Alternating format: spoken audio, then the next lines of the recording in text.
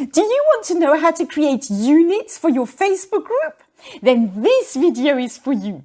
Hello, I'm Sophie, Millionaire Mum, and I bring you the tools, the courses, and the mindset that you need to make a success online. If you're not already subscribed to my channel, please make sure you do so and hit that notification bell.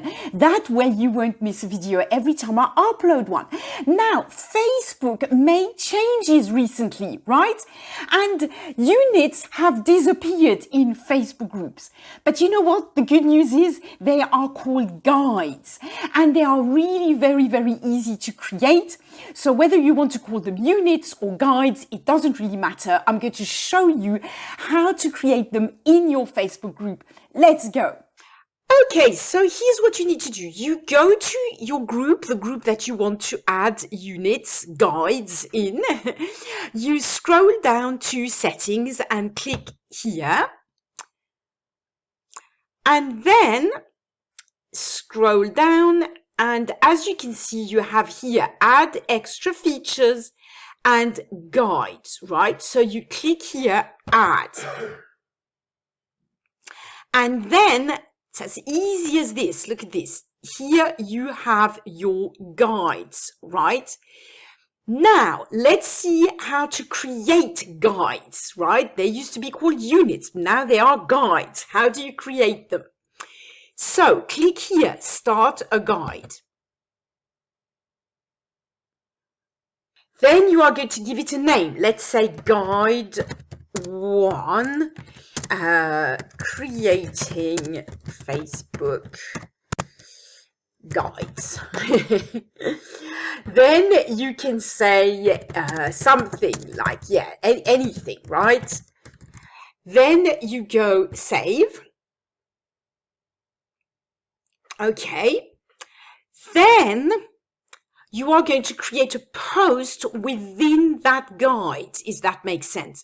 So a guide is a kind of general, it's a unit really, right? It's like a chapter where there are several paragraphs, right? If we take the analogy of a book.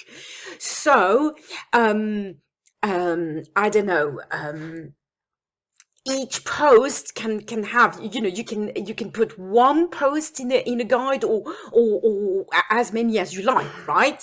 Let's say I put lesson 1 and you know, etc., in this lesson, whatever you want to call it, right?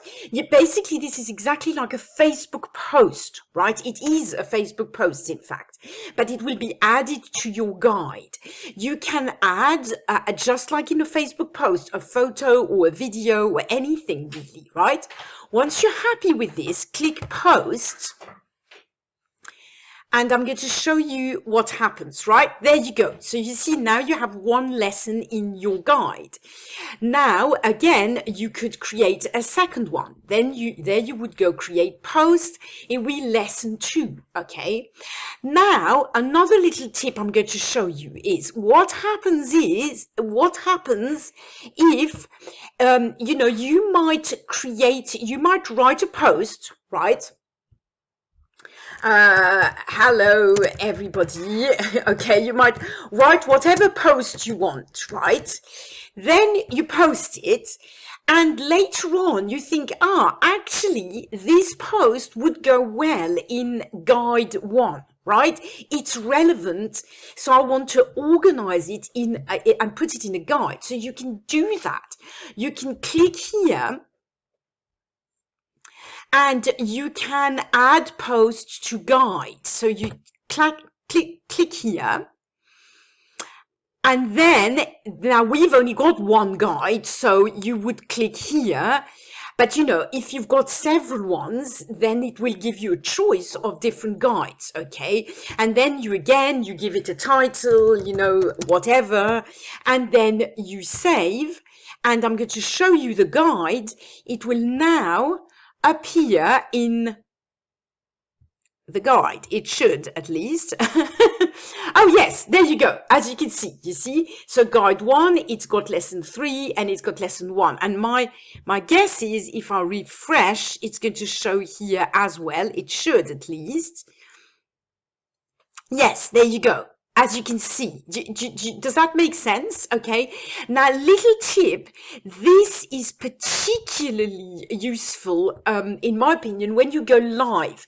If you have a group where you go live regularly, then, if you did a good live and it's a piece of training, you might want to add it to a guide, right? Because that makes it way easier for members of your group to find the relevant training, right? Otherwise, they have to scroll down, you have to tag them in the post, it's a real pain.